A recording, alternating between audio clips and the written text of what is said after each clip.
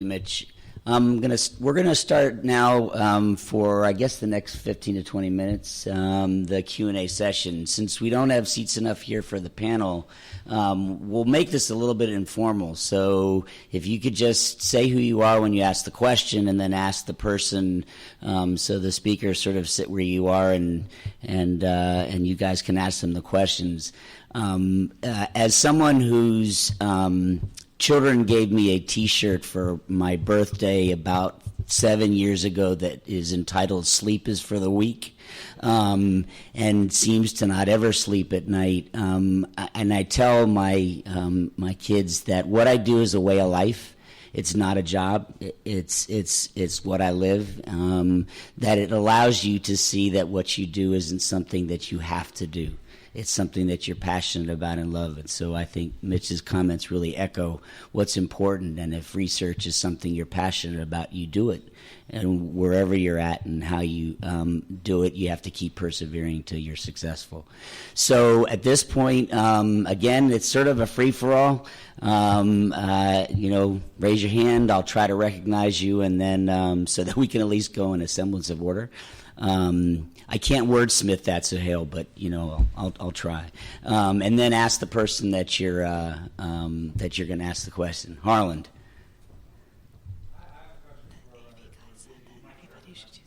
Okay.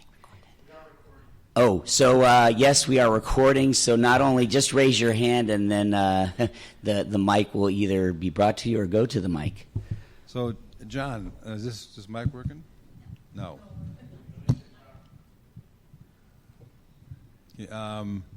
Well, it's working now? Okay. Yeah. So, John, based on the 168 hours in a week, most of us don't live in percentages. We live in hours, and I don't think that percentages, it's hard to translate that into real, application. So, based on 168 hours a week, what percent effort, it's not 75, I would hope, but what percent effort would you say is that should be? I want an actual number.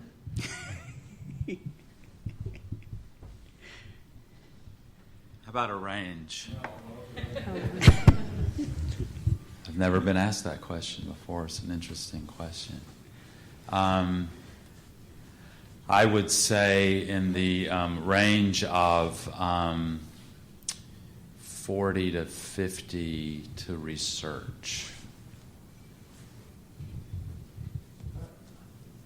That's a off the cuff, knee-jerk answer. So, John, JB, I would just add one more thing. I don't keep track of the number of hours that I'm doing any one thing, and my life is a continuum. What I tell people is, when I say focus, it means when you get up in the morning and take your shower, I want you to be thinking about what's really important to you. And so my argument there is, if what you're thinking about at your academic job is your research program or it's your clinical program, I want you to be spending some thinking time. I swim. That's when I'm thinking about it. I understand your point, but I'm saying I think it's a continuum, and you only have 168 hours. When you're with your family, you need to be in the moment. But when I swim, or frankly, when I take a shower, I don't have much. When I do the shampoo thing, it doesn't take much time. So I spend a little bit more time on the soap part. And the reality is, I'm thinking about, what are my opportunities for today? And my focus is going to be on what's important.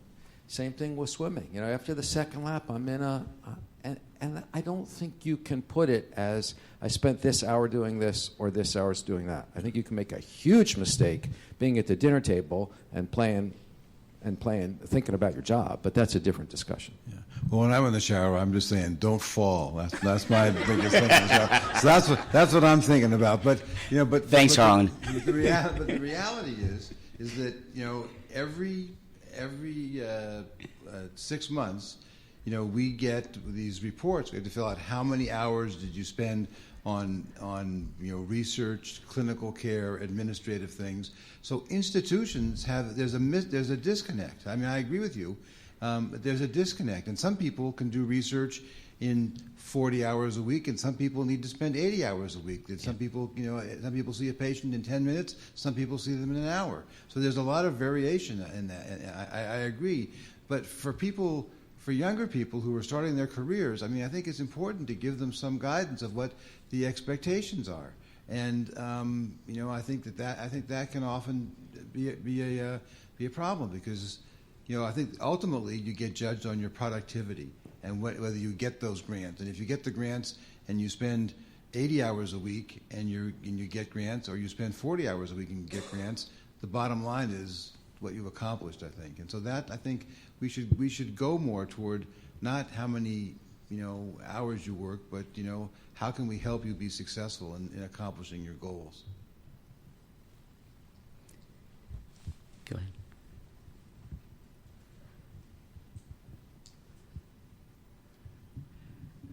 I'm Alka Goel from Pittsburgh. In the current environment, most of the fellows and faculty are being recruited as on the clinical track, yet they are in an academic institution.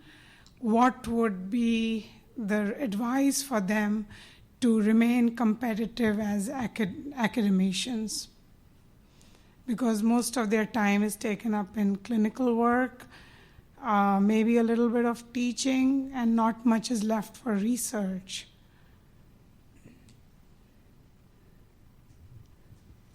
I would suggest JB answer that, because he had a slide addressing that point about what is cutting-edge funded research versus what is scholarly academic. So you need to know what the expectations are in your promotion and tenure document for success on the clinical track.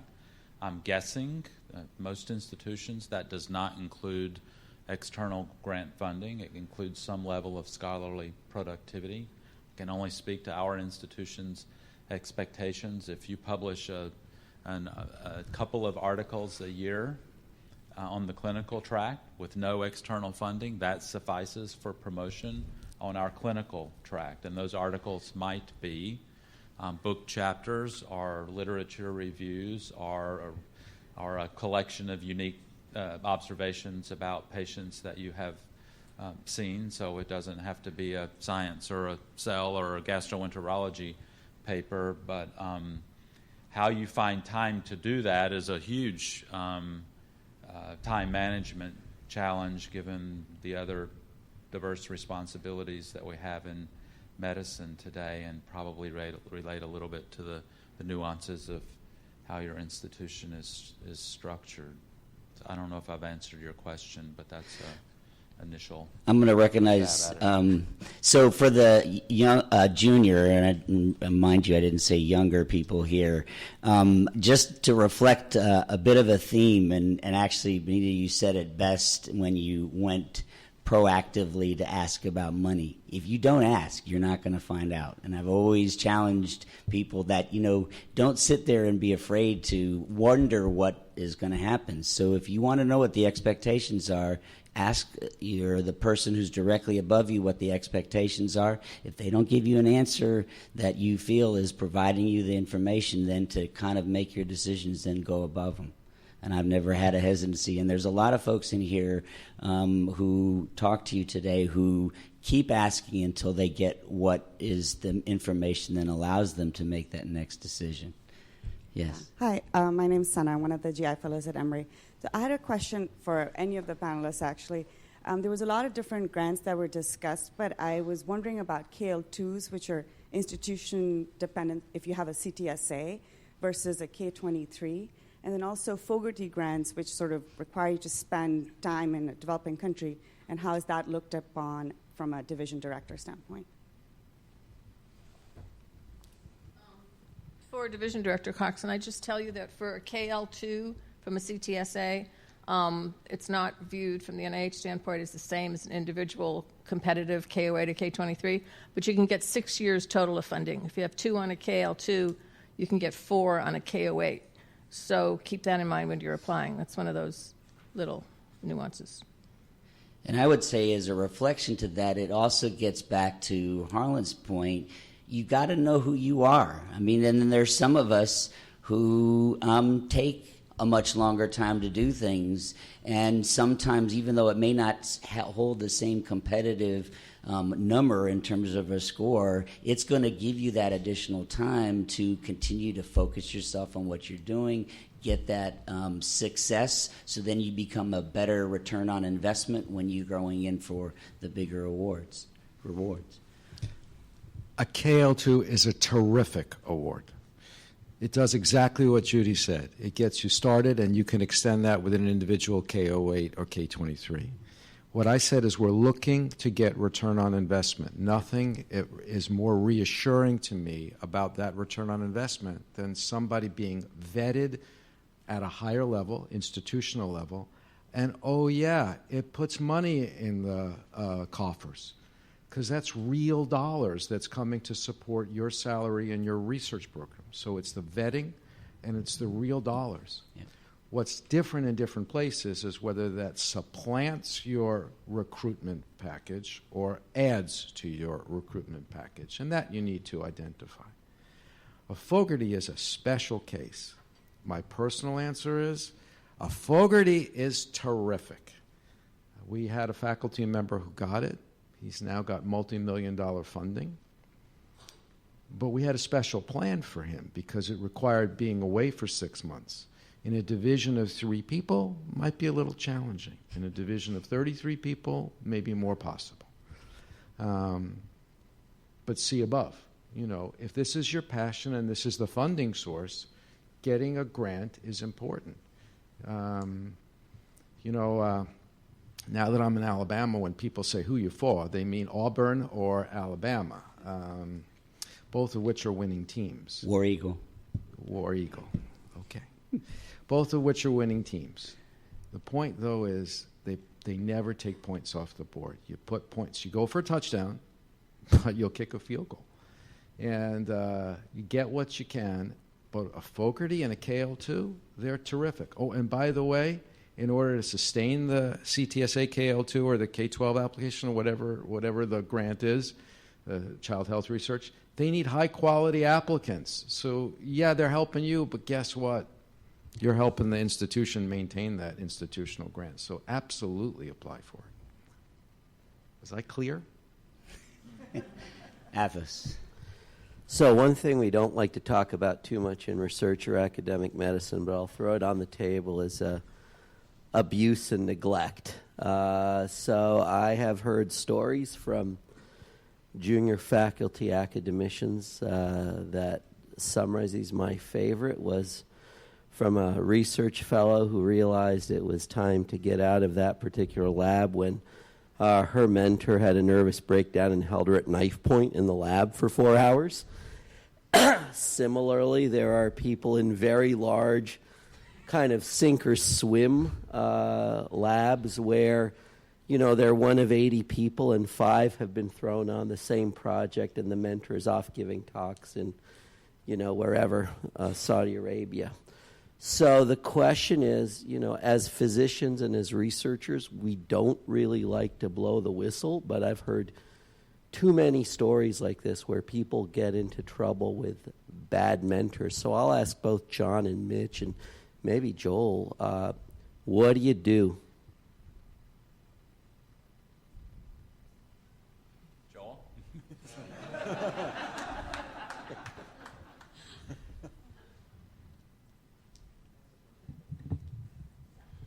So I think it helps if the division chief and department chair know the landscape in terms of the basic science and clinical science community and who makes a good mentor or not. And good mentees do their homework, and they interview a number of people whose laboratories or under whose tutelage they want to be involved. They do due diligence by asking former postdocs and current postdocs what's going on. Is this a good place to be? Do you think that the mentor has my or will have my interests in mind before I get involved? And has he allowed some segment of his research to go with you to start an independent career when it was time to go? Did he not keep you excessively long under his umbrella? All those things are important, and to be successful, you have to recognize the right mentor.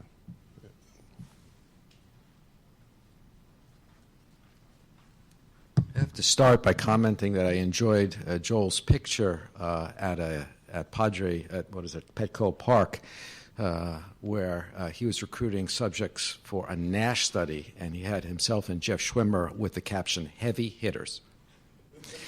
Enough said. I think if you're in a bad place, that there are safety precautions, and if they don't work, then you need to escalate, and there are protections. I think there's a difference between choosing a good mentor, which I think Joel well addressed, and then if you've made a mistake, you have to have people who will be supportive of you to have a second chance. If you find yourself unable to have the right culture where you can get that second chance, that may be a time to, follow Benita's advice. But I would push every effort to rectify the situation, and most people in positions of authority are willing to listen to both sides and figure out where the problem is. You should hopefully have a safe and comfortable relationship with your division director and your department chair to be able to address this.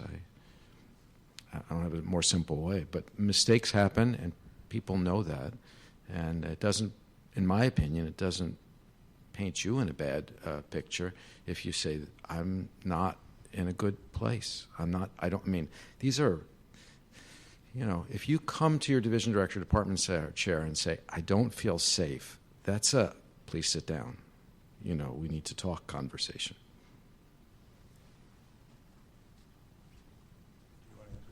Yes. Yeah, go ahead. Unfortunately, you're going to have to get up. Oh, I can do that. This is short enough for me, too. So I'm Valentina. I'm from Children's Mercy. I just want to thank John for saying that it's okay to close the door and to work somewhere else at times. I really appreciate that.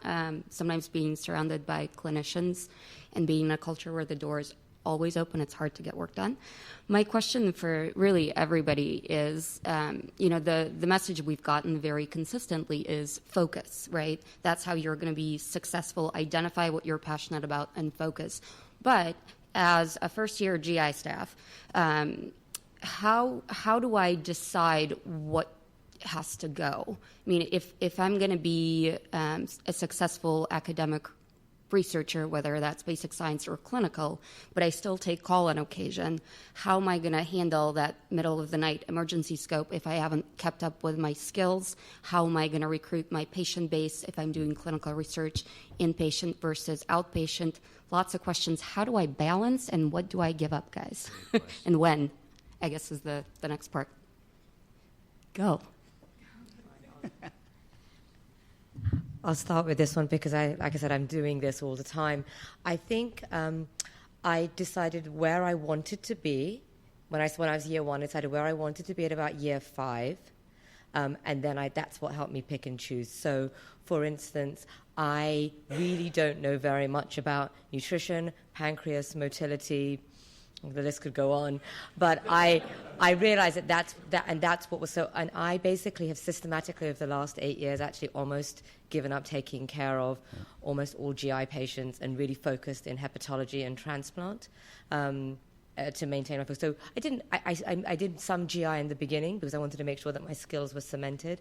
But then on the other hand, I really like endoscopy, and I realized that I could provide a clinical commitment to my colleagues by doing endoscopy, but it's a nice tight, I can't remember who mentioned doing a procedure block, but doing a procedure block is a better choice for someone who wants to focus on research than for adding in a GI clinic.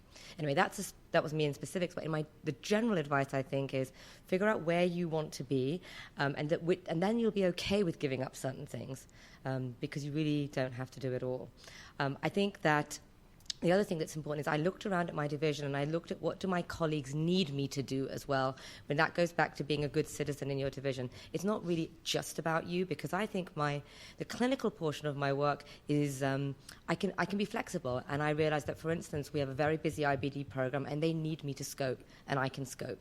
So I will do that for my colleagues, and that way I'm being a good citizen as well. So I also looked beyond myself and saw what are the needs within my division, and so within my clinical time, how can I be helpful? So, Benita, since you did move institutions, did you feel like you were in a good place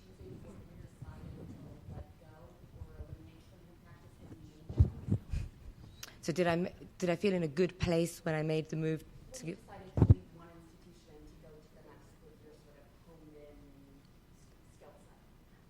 Sorry, so were they, even because I was so honed in, do you think that they still wanted me? But how did you feel about that? What advice do you have for us if that's something that comes up?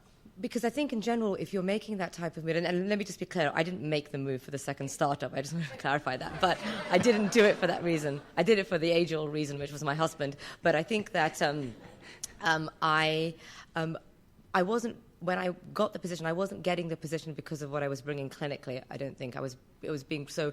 I was able to be flexible in that portion. I said, this is what I need for research. This is the resources I need.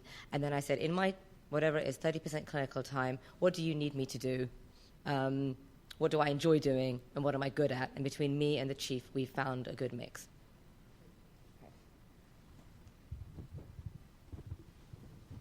I think something that comes up often is what you mentioned about the middle of the night emergency in endoscopy, and it scares the bejesus out of people that took a primary scientist route during their fellowship and feel that they've not yet achieved what they need to be an attending in a situation like that. And I can say that it's come up many, many times in people I've hired who I want very much on my faculty, and I need them to take call as well sometimes to get the respect of their clinical colleagues too.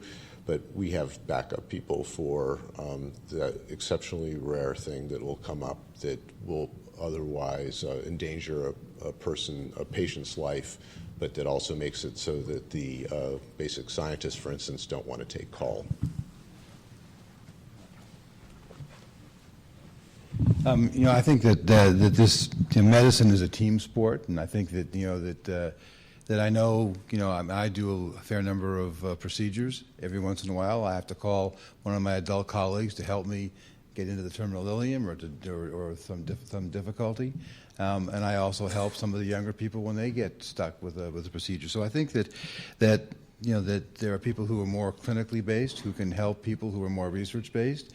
But there's another side of that, too, and that is I think that people who are doing research need to understand that people who are doing a lot of clinical work also need to be respected and supported and mentored, and that's something that we don't do very well. And one opportunity, as I was hearing all this, I was thinking, NASPGHAN has a real opportunity with clinical network to not just enroll patients in clinical studies with industry, but also just to empower the clinicians who are enrolling patients in the analysis of the data and in writing the papers and in getting credit for those things.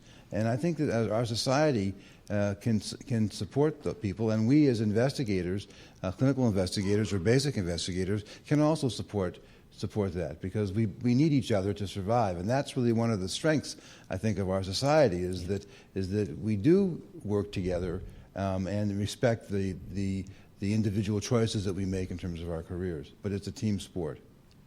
With respect to everybody's time, because we're really at the end, I'm going to allow, actually, Mitch, if you had a concluding comment, I allowed brief concluding comments from our speakers, because I think you all have sage words that, and if not, then that's okay too. And then Nero will close the session. Quick provocative comment. From the individual's point of view, I respect your question. I think the answers that you were given were terrific. I'm going to go to the 30,000-foot level and say two things that may be provocative. Number one, if you're feeling the problem, other people are feeling the problem, and it's not just the investigators. There are people who also probably are not investigating, who haven't perhaps kept up as well with their endoscopy skills as others. And I would ask you to take a broader view and say, what's the right thing for the patient? It may be that you should be able to have this baseball analogy, be able to take call. But if you have a large enough division where time has come to develop an advanced endoscopy service, and I would argue that care for a GI bleed may be the purview of an advanced endoscopy service, go back to focus, we can't be a jack of all trades. May be time in our specialty to recognize that skill levels are not all equal, whether you're a researcher or not a researcher. That's number one. Number two, just take the 30,000-foot view. If you have been recruited for primarily a research position, somebody has put down somewhere between $500,000 and $1 million at the junior faculty level for you over the first 3 to 5 years. That's a big investment. You have an obligation to use that money wisely if I had given you that money for any other purpose. And that doesn't mean not to be collegial. I agree with JB, I agree with Joel, I agree with Harlan. But just remember, you're not being self-centered in order to pursue that. You are taking on one of those important positions for the team, and you better succeed and use that money wisely. Just don't feel bad about not being a jack of all trades. Again, I'm not disagreeing with anything that was said, just changing the perspective.